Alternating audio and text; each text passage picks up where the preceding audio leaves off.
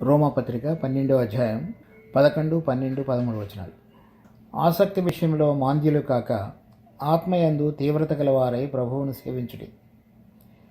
నిరీక్షణ గలవారై సంతోషించుచు, శ్రమయందు ఓర్పు గలవారై ప్రార్థనయందు పట్టుదల కలిగి ఉండుడి. పరిశుద్ధుల అవసరములలో పాలు పొందుచు శ్రద్ధగా ఆతిథ్యము ఇచ్చుచుండుడి.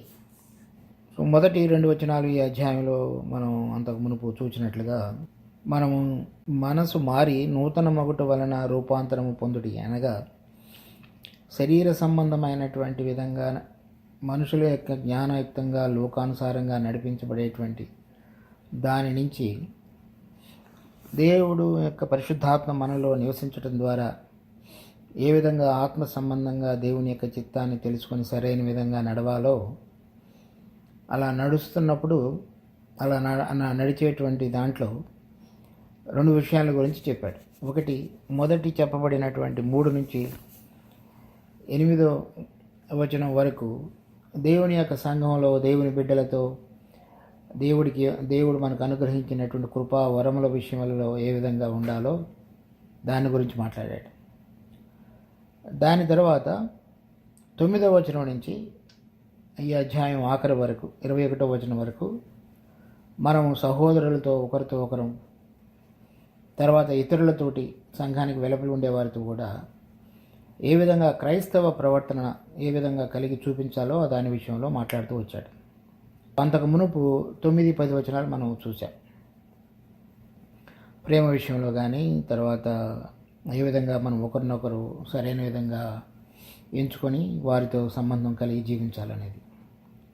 ఈ 11, 12, 13 వచనాలలో కూడా మన క్రైస్తవ జీవితంలో ఒకరి పక్షంగా ఒకరు ఎటువంటి బాధ్యత, లేక మన పక్షంగా కొన్నిసార్లు దేవుడు అనుమతించే పరిస్థితుల్లో మనం ఏ విధంగా నడుచుకోవాలి, ఆ 2 చెప్పబడ్డాయి. 11వ వచనం, ఆసక్తి విషయంలో మాంద్యులు కాక ఆత్మయందు తీవ్రత గలవారే ప్రభువును సేవించుడి. మనకి ఇవ్వబడినటువంటి ఏదైనా సరే వృత్తి ఏదైనా సరే దాంట్లో 2 విషయాలు చెప్పాడు. ఒకటి మాంద్యులు, రెండవది తీవ్రత. ఒకదానికి వ్యతిరేకం అన్నమాట. క్రైస్తవులుగా ఒకసారి మారిన తర్వాత చాలా సార్లు మనం అంతకు మునుపు ప్రభువుని ఎరగక మునుపు మన జీవితాల్లో ఏదైనా సరే ఒక గురి, గమ్యము, పనిలో ఏ పని అయినా సరే చేసేటప్పుడు అందరిలో కూడా రకరకాలైనటువంటి వ్యత్యాసాలు కనపడతాయి. కొంతమంది చాలా ఆసక్తి కలిగిన వారుగా చేస్తారు, కొంతమంది చాలా సోమరితనంగా కనపడతారు, కొంతమంది ఏమాత్రం ఆసక్తి లేకుండా ఇదేదో ఒక బరువు అన్నట్లుగా ప్రవర్తిస్తారు. అవి క్రైస్తవులు అని పిలువబడేటువంటి మనకి మంచి గుణాలు కాదు. దేవుడు ప్రతి ఒక్కళ్ళని కూడా కష్టపడి పని చేయమని చెప్తాడు. మొట్టమొదట్లో ఆదాము హవ్వలు పాపం చేసినప్పుడు నీ నుదిటి చెమట ద్వారా నువ్వు జీవించదమని చెప్పాడు. అప్పటి నుంచే మనిషి శ్రమపడి జీవించాలనేటువంటిది దేవుని యొక్క ఏర్పాట్లో ఉంచబడింది. కనుక మనందరం కూడా ప్రతి ఒక్కరూ దేవుడు వాళ్ళకి ఇవ్వబడినటువంటి పరిధులలో ఏ వృత్తి అయినా సరే ఆ చేసేటువంటి పని యందు ఇది ఎందుకు ఇంత కష్టతరమైనది దేవుడు నాకు అనుగ్రహించాడనేటువంటిది మనసులో ఒక రకమైనటువంటి మూలుగుతోటి చేయకూడదు. అది మాంద్యం, అంటే ఆసక్తి లేనితనం. దానికి వ్యతిరేకం ఏంటంటే ఆత్మయందు తీవ్రత కలిగిన వారు. తీవ్రత అనే మాటకి గ్రీకు భాషలో చెప్పబడిన వాట ఏంటంటే ఫర్వెంట్.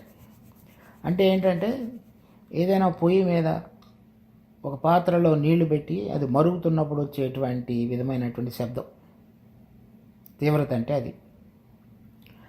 అంటే అది చల్లగా లేదు, నులివెచ్చగా లేదు, వెచ్చదనంలో కూడా ఇంకా ఎక్కువ వెచ్చదనంగా ఉంది. అది తీవ్రత అంటే మీకు అప్పగించబడినటువంటి ప్రతి పనిలో దేవుడు ఏదైతే మీకు అప్పగించాడో, మీరు ఈ లోకంలో చేయాలని కోరుతున్నాడో, మీ జీవనోపాధి కానివ్వండి, లేకపోతే సంఘంలో దేవుని యొక్క పని అనే విషయమైనా సరే, వాటన్నిటిలో కూడా అటువంటి తీవ్రత కలిగిన వారుగా చేయండి. మనము ఇది ఎందుకు వచ్చినటువంటి ఇబ్బంది, కష్టం అనేటువంటి మనసుతో ఎప్పుడు ఏది చేసినా సరే అది సఫలీకృతం కాదు. మన మనసులో ఇది ఒక భారం, ఇది ఒక బరువు, నేను వీలైనంత తొందరగా దీనిని వదిలించుకోవాలనుకుంటున్నాను అనేటువంటి మనసుతోటి చేసేటువంటిది అంతా కూడా మాంద్యం. తీవ్రత కలిగిన వాళ్ళంటే ఉత్సాహంగా చేయటం, ఇది నా సొంతము, నా ఇష్టము, నాకు ఇష్టకరము, దేవుడు నన్ను దీనిలో ఉంచాడు, నేను అంత పూర్తి బాధ్యతతోటి, పూర్తి మనసుతోటి, ఉత్సాహంతో నా సాయశక్తులా చక్కగా పనిచేస్తానని చెప్పగలగటం తీవ్రత. అటువంటిది మన ఆ క్రైస్తవ జీవితంలో చూపించాలని కోరుతున్నాడు ప్రభు. తర్వాత ఎవరైనా పని చేసినప్పుడు పని చేయకుండా ఉండొద్దని, అసలు పని చేయకుండా ఉండటం అనేటువంటిది చేయొద్దని చెప్తాడు. అంటే అందరూ పని చేయాలని చెప్తాడు. సో చాలామంది లైట్గా తీసుకుంటాం మనం. అపోస్తలుడైన పౌలు 20వ అధ్యాయంలో చెప్తాడు, 34వ వచనం, నా అవసరముల నిమిత్తమును నాతో ఉన్నవారి నిమిత్తమును ఈ నా చేతులు కష్టపడినవని మీకే తెలియను. మీరును ఇలాగూ ప్రయాసపడి బలహీనలను సంరక్షింపవలనని చెప్తున్నాడు. పౌలు మరి గొప్ప అపోస్తలుడు అయినప్పటికీ కూడా తను ఎక్కడికి వెళ్ళాడో అక్కడ తనకు అవసరమైనప్పుడల్లా కూడా తనకు కలిగినటువంటి వృత్తి గుడారాలను చేయటం, ఆ పనిలో చేసుకున్నాడు. కనుక ఎవరి మీద ఆధారపడకుండా, ఎవరి యొక్క బంగారమునైనను వెండినైనను నేను ఆశింపలేదు, కానీ ఈ నా చేతులు నా అవసరతల నిమిత్తమును నాతో పాటుగా ఉన్న వేరే వారి అవసరతల నిమిత్తము కూడా పనిచేసాయి అని చెప్తున్నాడు. ఇప్పుడు చాలామంది ఆ విధంగా ఉండరు. అంటే నేను ఒక సంఘానికి కాపరిని లేకపోతే వేరే అనేటువంటి దాంట్లో ఉన్నాను కనుక నేను ఇంకా అది చేయకూడదు అనేటువంటి మనసు కలిగి ఉంటారు. 1 తెస్సలోని 4వ అధ్యాయం 10-12 వచనాల వరకు కలిసి ఉన్నాయి ఇక్కడ.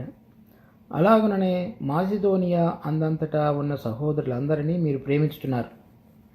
సహోదరులారా, మీరు ప్రేమయందు మరి ఎక్కువగా అభివృద్ధి నొందుచుండవలనని సంఘమునకు వెలుపటి వారి ఏడల మర్యాదగా నడుచుకొనుచు మీకేమీ కొదవ లేకుండానట్లు మేము మీకు ఆజ్ఞాపించిన ప్రకారము మీరు పరుల జోలికి పోక మీ సొంత కార్యములను జరుపుకొనుట యందును మీ చేతులతో పనిచేయుట యందును ఆశ కలిగి ఉండవలనని మిమ్మల్ని హెచ్చరించుతున్నాను.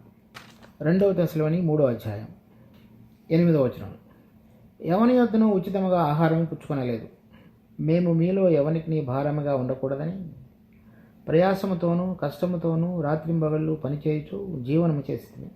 తెస్సలోనిలో ఉన్న అతను ఎక్కువ రోజులు లేడు, 3 వారాలే ఉన్నాడు.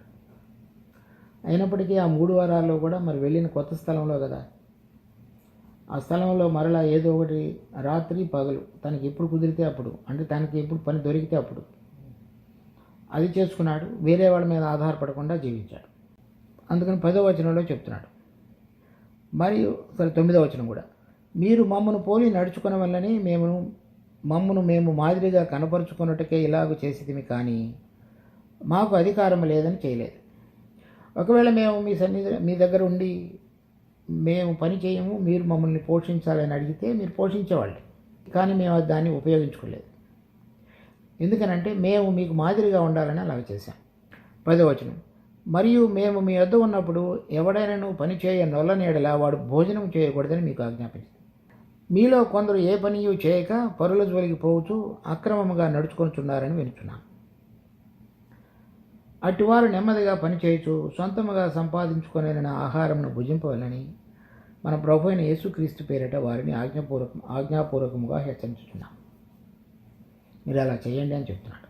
కనుక వేరే వాళ్ళకి మనం భారంగా ఉండేటువంటి దానిని మనం తొలగించుకోవడానికి ప్రయత్నం చేయాలి. ఆ విషయంలో మీరు మాంద్యులు కావద్దు. తర్వాత ప్రభు మనకు అప్పగించిన దాంట్లో అది ఆత్మ సంబంధమైనదైనా సరే శరీర సంబంధమైనదైనా సరే 2 విషయాలలో కూడా తీవ్రత కలిగిన వారై, అంటే చాలా ఆసక్తితో పనిచేసే వాళ్ళంగా ఉండాలి. మామూలుగా ఆసక్తి కాదు, అధికమైన ఆసక్తి కలిగిన బిడ్డలుగా ఉండాలని చెప్తున్నాడు. ఎందుకంటే ఎక్కడ దేవుడు మనల్ని ఉంచినప్పటికీ, ఒకవేళ అన్యుల యొక్క ఆఫీసుల్లో సరే వేరే వేరే చోట్ల మనం ఉంచబడినప్పటికీ కూడా యోసేపును బట్టి దేవుడు పోతీఫర్ ఇంటిని ఆశీర్వదించాడు.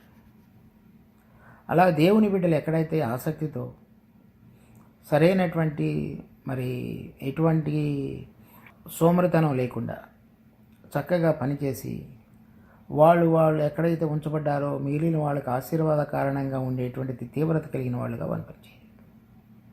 సంఘంలో కూడా ఏ విధంగా పనిచేయాలనేది అంతకుముందు 3వ వచనం నుంచి 8వ వచనం వరకు చూశారు. తర్వాత మన ప్రభువు కూడా యోహాను సువార్త 9వ అధ్యాయం ఆయన చెప్తున్నాడు ఎందుకు మనం ఆ విధంగా పనిచేయాలో. 4వ వచనం, పగలు ఉన్నంత వరకు నన్ను పంపిన వాని క్రియలు మనము చేయుచుండవలెను, రాత్రి వచ్చుచున్నది అప్పుడు ఎవడనూ పని చేయలేడు. కనుక ఈ పని చేయటం అనేటువంటిది, ఈ తీవ్రత కలిగి ఉండటం అనేటువంటిది కొంతవరకే. ఒక సమయం వస్తుంది మనం ఈ శరీరాన్ని అది మెల్లగా బలహీనపడిపోయి మనము పని చేయలేనటువంటి స్థితిలోనికి వచ్చే అవకాశం ఉంది. లేకపోతే ప్రభు వచ్చి ఆయన ఈ లోకంలో మనం ఇంకా ఈ శరీర సంబంధమైన దానితో జీవించేటువంటి అవకాశం కూడా పోతుంది. అది పగలంటే అంటే అంతవరకే మనం చేయగలం. దాని తర్వాత నువ్వు చేయాలనుకున్నా ఏమి చేయలేవు. కనుక ఇప్పుడు వేరువేరు అవసరతలు దేవుడు మనకు అనుగ్రహించినప్పుడు వాటన్నిటిలో కూడా అవకాశాలు ఇచ్చినప్పుడు ఆ అవకాశాలన్నిటిలో సరైన విధంగా మనం వ్యవహరించి తీవ్రత కలిగిన వారమై మనం పనిచేయటం అనేటువంటిది అభ్యాసం చేయాలి. ఇది ఒక దేవుని సేవించేటువంటి విషయంలోనే కాకుండా అన్ని విషయాలలో కూడా. 12వ వచనం, నిరీక్షణ గలవారై సంతోషించుచు శ్రమయందు ఓర్పు గలవారై ప్రార్థన యందు పట్టుదల కలిగి ఉండేది. ఈ మధ్యలో రాయబడినటువంటి శ్రమయందు ఓర్పు గలవారై అనేటువంటిది ముందు రాయబడిన దానికి తర్వాత రాయబడిన దానికి కనెక్షన్. శ్రమయందు ఓర్పు కలిగిన వారై, ఈ శ్రమ అనేటువంటి మాటకి ఈ గ్రీక్ భాషలో వాడబడినటువంటిది ట్రిబ్యులేషన్ అంటారు. ఆ శ్రమ అంటే ఇంగ్లీషు తర్జుమా. ఆ ట్రిబ్యులేషన్ అనేటువంటి మాట గ్రీక్లో ఒక పదం నుంచి వచ్చింది. దాన్ని ట్రెబ్యులం అంటారు. ట్రెబ్యులం అంటే ఇప్పుడు మన ఊళ్ళల్లో ధాన్యం నూరుస్తారు. పంట కోతకు వచ్చినప్పుడు కోసిన తర్వాత ధాన్యాన్ని నూరుస్తారు. నూర్చినప్పుడు ఆ గడ్డికి చివరన ఉన్నటువంటి ధాన్యం అంతా కూడా ఆ నూర్పిడిని బట్టి ధాన్యం రాలిపోతుంది అని, ఎందుకంటే అది పండింది కాబట్టి. ఆ పండేటువంటి సమయంలో ఆ పండిన తర్వాత ఆ పంటని తర్వాత దానికి ఉన్నటువంటి చెత్త అంటారు, ఆ చెత్తను వేరుపరచాలి. వేరుపరచడానికి ఏదైతే ఒక సాధనాన్ని వాడేవాళ్ళు వెనకటి దినాల్లో అక్కడ దానిని ట్రెబ్యులం అంటారు.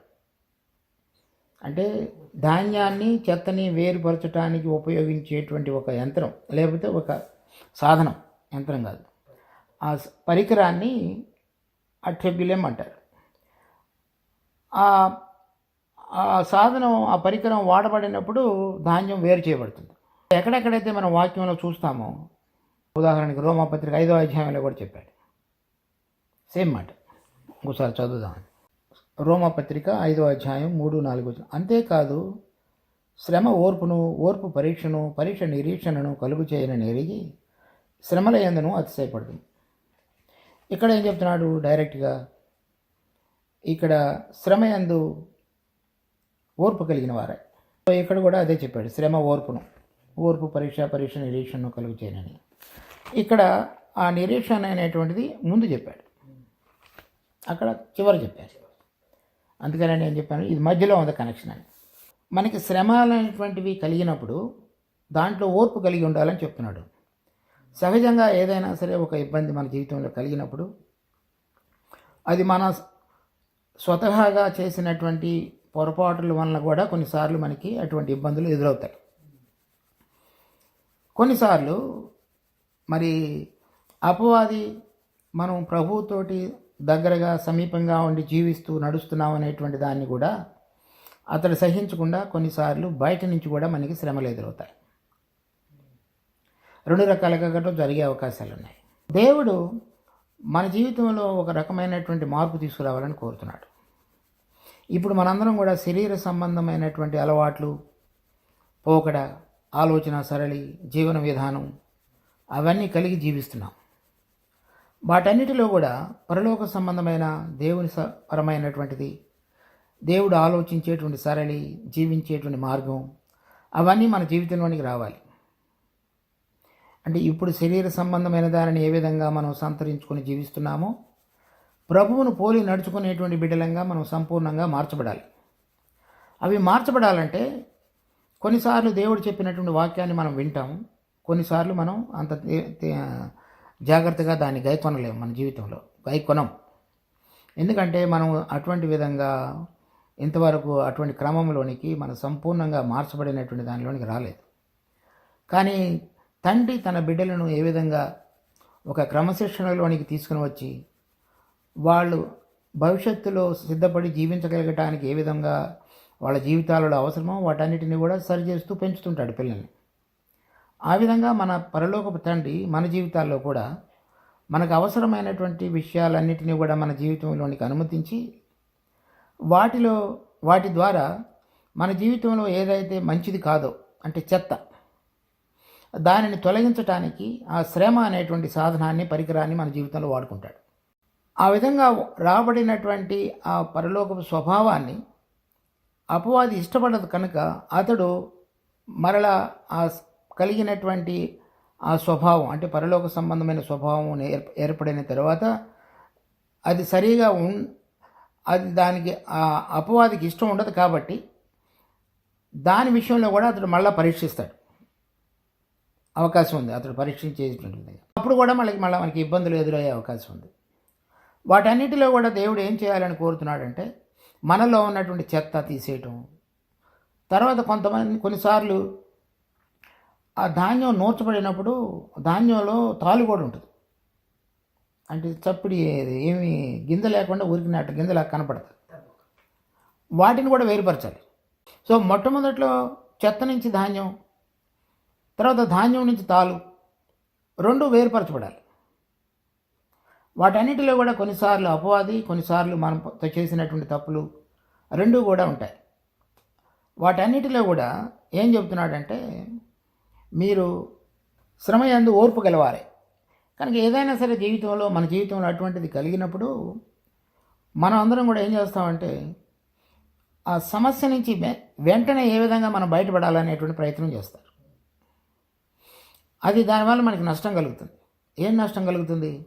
దేవుడు మనలో ఎటువంటి స్వభావాన్ని, పరలోక సంబంధమైనటువంటి విధంగా మార్పుడిని తీసుకుని రావాలని కోరుతున్నాడో దానికి అడ్డం పడుతున్నాం మనం. ఆ ప్రక్రియ కొనసాగాలి అంటే ఓర్పు అవసరం. అంటే కంటిన్యూగా ఎల్లప్పుడూ దానిని దేవుడు అనుమతించినటువంటి ప్రతి పరిస్థితిలో నిలబడి ముందుకు కొనసాగనివ్వటం అనేటువంటి దాంట్లోనే ఓర్పు అనేటువంటిది. ఓర్పు అనేటువంటి మాటకి ఇంగ్లీష్లో అర్థం ఏంటంటే పేషెన్స్. దానికి గ్రీకు భాషలో అర్థం ఏంటంటే హిపోమనే అంటారు. అంటే ఏంటి? ఆ పరిస్థితిలో ఆ పరిస్థితి కింద నిలబడి ఉండటం అనేటువంటిది. అంటే దాని నుంచి తొలగకుండా కలుగజేయబడినటువంటి పరిస్థితి కింద ఉండటం అనేటువంటిదే పేషెన్స్, లేకపోతే ఓర్పు. మనం ఆ పరిస్థితి కింద నిలబడి ఉండకుండా బయటికి రావడానికి చేసే ప్రయత్నంలో మనలో ఉన్నటువంటి ధాన్యం, ఆ చెత్త రెండూ కలిసే ఉంటాయి. అప్పుడు ఆ శ్రమ అనేటువంటి పరికరం మన జీవితంలో మనం వాడబడటానికి ఇష్టపడకపోతే చెత్త, ధాన్యం, లేకపోతే తాలు, ధాన్యం రెండు కలిసి ఉంటాయి. దానిని వేరుపరచబడి సంపూర్ణంగా ప్రభు సంబంధమైనటువంటి పోలికలోనికి మనం మార్చబడగలగటానికి వాడబడేటువంటి సాధనమే శ్రమ, ఆ పరికరం అది. దానికి ఇప్పుడు ముందు చూడండి, నిరీక్షణ గలవారే సంతోషించచ్చు. ఆ శ్రమలో మనం ఓర్పు కనుక ఉంటున్నట్లయితే ఆ శ్రమ మనలో జరిగించేటువంటి ప్రక్రియ ద్వారా ఆత్మ సంబంధమైన స్వభావంలోనికి మార్చబడుతున్నప్పుడల్లా ఆ నిరీక్షణ, అంటే ప్రభు వచ్చినప్పుడు నేను లేవనెత్తబడతాను అనేటువంటిది మనలో బలంగా ఏర్పడుతుంటుంది. ఆ నిరీక్షణ అటువంటి మార్పును బట్టి మనం సంతోషించగలిగే విధంగా చేయగలిగితే మన సంతోషం దానికి సంబంధించింది. నిరీక్షణ గలవారే సంతోషించడం అంటే ఈ శ్రమలో దేవుడు అనుమతించినటువంటిది ఏదైతే నా జీవితంలో జరగనిస్తున్నానో ఆ జరగనిచ్చేటువంటి ప్రక్రియ ద్వారా నాలో ఏదైతే మార్పు జరుగుతున్నదో ఆ మార్పు ప్రభు వచ్చినప్పుడు నేను లేవనెత్తబడి ఈ సమస్యలన్నిటి నుంచి, లేకపోతే దీనన్నిటిలో నుంచి ప్రభుతోటి నేను ఉండగలుగుతాను అనేటువంటి నిరీక్షణలోనికి మనం తీసుకొని రాగలుగుతుంది. అన్నిటికంటే మన జీవితంలో సంతోషకరమైనటువంటిది ఏమిటి అంటే మనకు కావాల్సింది ప్రభు నుంచి పొందటం అనేటువంటిది కాదు, అంటే అప్పుడు మనం ప్రభువుని సరైన విధంగా అర్థం చేసుకున్నట్టు కాదు. నిరీక్షణ యొక్క సంతోషం ఏంటంటే ప్రభు వస్తాడు, వచ్చినప్పుడు నేను ఆయన తోటి లేవనెత్తబడి వెళ్ళబోతాను. అటువంటి విధంగా నా జీవితంలో ఆ పరిశుద్ధీకరణ కార్యం సంపూర్ణం చేయబడకపోతే నేను ప్రభువును చూడలేను. పరిశుద్ధత లేకుండా ఎవడను ప్రభువును చూడలేడు. కనుక ప్రభు వచ్చినప్పుడు ఏదైతే నాలో సంపూర్ణంగా శరీర సంబంధమైనది, ఈలోక సంబంధమైనటువంటి దంతయు కూడా మార్పు చెంది ప్రభు సంబంధమైనదిగా మార్చబడాలో, ఆ మార్చబడేటువంటి ప్రక్రియలో నేను కనుక ముందుకు కొనసాగుతున్నట్లయితే ఆ ముందుకు కొనసాగుతున్నటువంటి ఆ ప్రక్రియ నాకు సంతోషం. ఆ ముందుకు కొనసాగకుండా ప్రభు వచ్చినా కానీ ఆయన యొక్క సారూప్యం కానీ ఆయన పోలిక కానీ నాలో ఏర్పడక నా ఆలోచన సరళి, జీవన విధానము ప్రతిదీ కూడా ఈలోక సంబంధమైనదిగా ఇంకను ఉన్నట్లయితే ఆయన వచ్చినప్పుడు నేను లేవనెత్తబడతానా అనేటువంటి నాకు నిరీక్షణ ఉండొచ్చు, కానీ లేవనెత్తబడలేను. ఆయనను మనం చూచినప్పుడు ఆయనను పోలి ఉందము అంటే అది ఆ క్షణంలో జరిగేటువంటి ప్రక్రియ కాదు. ప్రతిరోజు మన జీవన విధానంలో మనం ఆయనను సంతరించుకొని దినదినము జీవించడం ద్వారా జరిగేటువంటి మార్పును బట్టి జరిగేది. కనుక ఈ శ్రమ అనేటువంటిది ఒక సాధనం. దేవుడు మన జీవితంలో ఆయన పోలికలోనికి, సారూప్యంలోనికి మార్చబడటానికి వాడబడేటువంటిది. ఆ వాడబడేటువంటిది మనకి ఆయన వచ్చినప్పుడు ఈ విధంగా నేను మార్చబడుతున్నాను కాబట్టి వెళతాను అనేటువంటి నిరీక్షణకి బలం చేకూరుస్తుంది. అది దానికి ఆయువు పట్టు. దేవుడు వచ్చినప్పుడు నేను మిమ్మల్ని తీసుకుని వెళతాను అని చెప్పినటువంటిది వాగ్దానం. దానికి తగిన విధంగా జీవించాలని చెప్పబడినటువంటిది మన దేవుని యొక్క వాక్యంలో రాయబడినటువంటి మన ప్రవర్తన.